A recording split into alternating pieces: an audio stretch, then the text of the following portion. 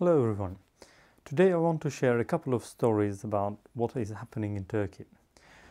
45,000 teachers, engineers, doctors, mothers, husbands and even children are in jail.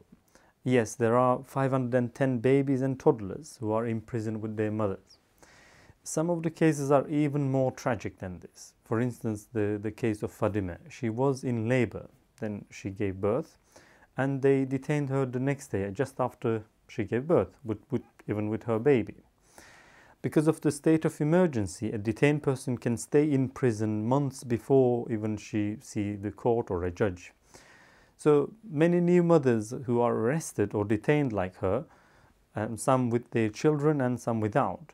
It is hard to say which one is better, because the ones who were detained without their babies hope to get out of prison soon, so they try to keep lactating for their babies. Every day they pour the milk into prison toilets with their tears. Eventually the tears take over entirely and no more milk.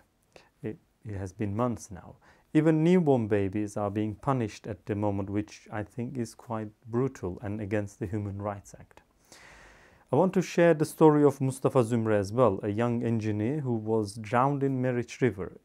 It may look like just another immigration story, an immigrant who just lost his life for a journey to a better life. But no, there is much more to it. Mustafa was a successful engineer who worked for Turkish government, and he was sacked after the coup among the other 120,000 people. Initially, he just lost his job, probably because his wife used to teach in a Hizmet-affiliated school, but when he could have left the country then. But he wanted to stay in solidarity with the people like him who are purged like him.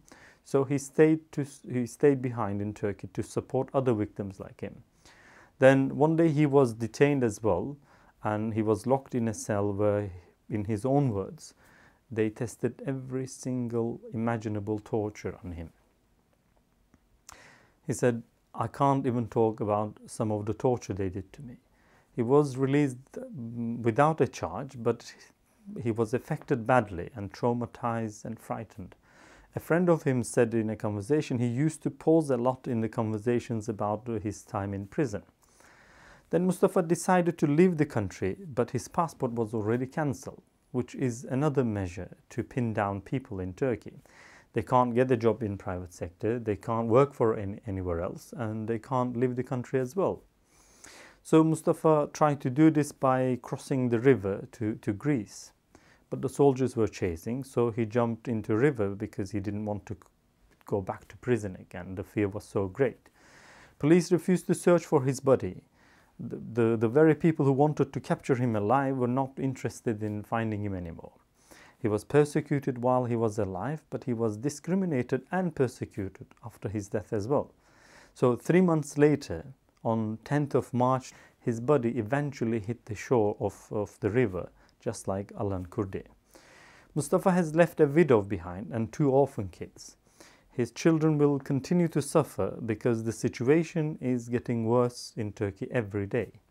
Turkey is getting more and more authoritarian, and the conservative Muslims like Mustafa and Fadime, who don't approve Erdogan's recent policies, gets the biggest share of the persecution.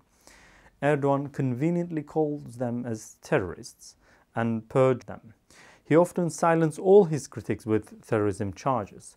Almost 200 journalists are in prison, which is much more than Iran, China, Saudi and Egypt combined.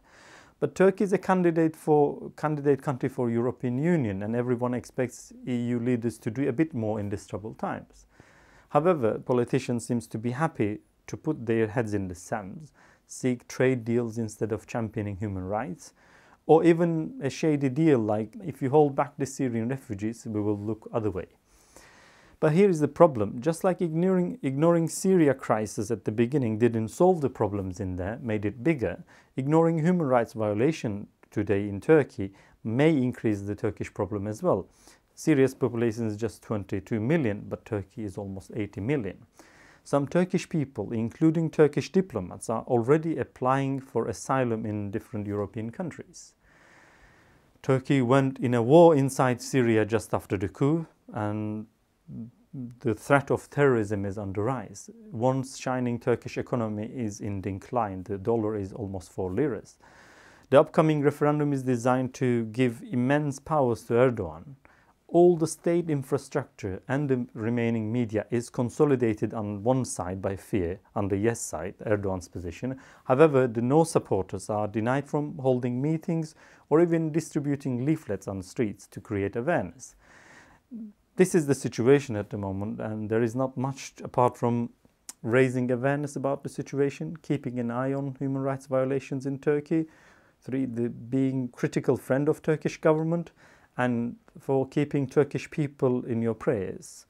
There are some fundraising campaignings for the victims of recent purges, and I will put a link below if you want to support them, as their abilities to survive nowadays is quite limited.